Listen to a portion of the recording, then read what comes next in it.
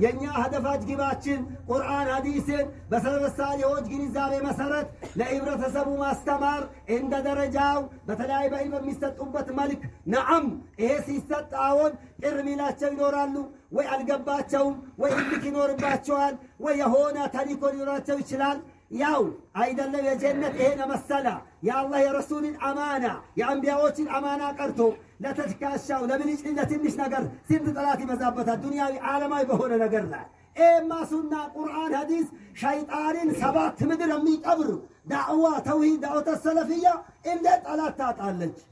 ወላኪን ጠላት አለመኖሩ አይደለም አለማሸነፉ ነው ዋና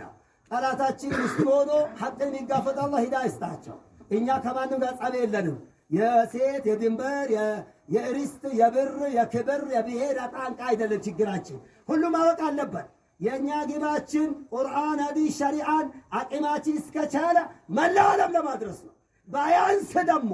ለሀገራችን ለማድረስ ሽንጣችን ገትረን አላህን ይዘን እናስተምራለን ይሄ ቅርሚ ነው ካለ ይቀጥል ምንም ድርድር የለው ስለሆነ ከተን ኢማን እኛ ሙስሊሞች አልበትንም ሙስሊሞች አንድነትን ያስገኘው